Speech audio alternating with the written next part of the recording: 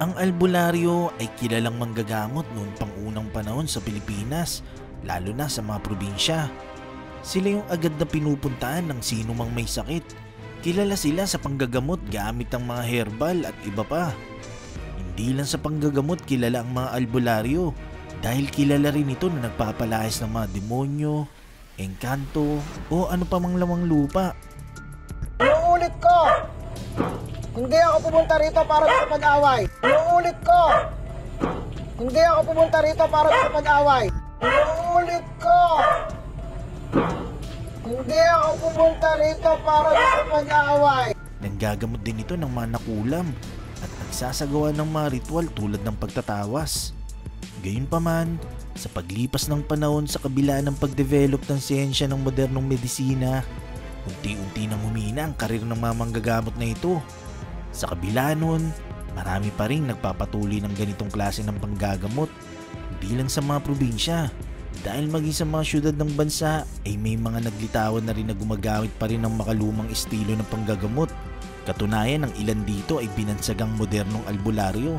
Ang iba naman ay tinatawag na faith healer. Isa na rito ay si Arturo Solon, na may alias na Jesus Man, na hindi lang basta-basta albularyo, dahil kiniklaim niya rin na nakakagawa siya ng milagro sa pamamagitan ng pananampalataya. Ayon kay Arturo, minsan na daw kasi siyang namatay.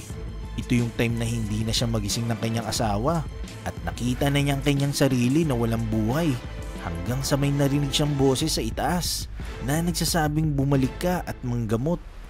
Bumalik nga ang kanyang malay at dito na siya nagsimulang manggamot.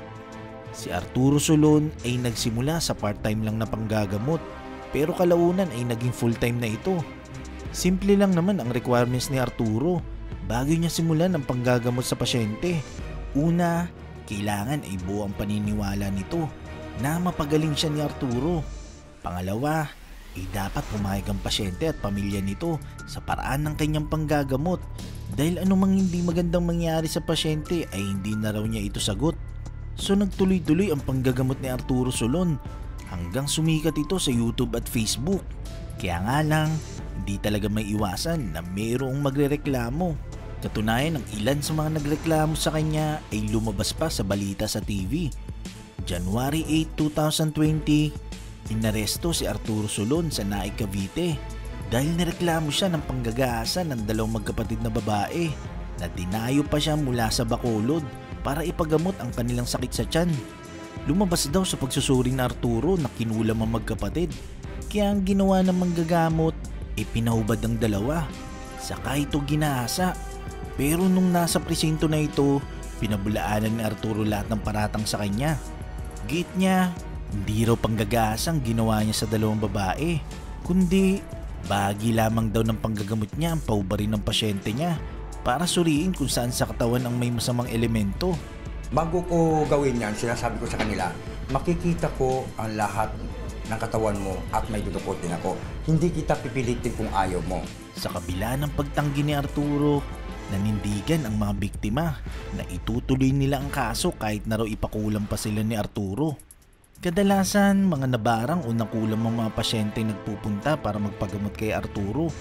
Ayon kay Arturo, ang mga kumukulam sa kanyang mga pasyente ay madalas naiinggit lang daw. Isa sa paraan niya ng panggagamot ay kinakausap nito ang mismong kumulam sa katauhan ng kanyang pasyente. Tatakutin niya ang mangkukulam na kung hindi niya tatanggalin ng kulam sa kanyang pasyente ay mismong si Arturo ang papas lang sa kanya.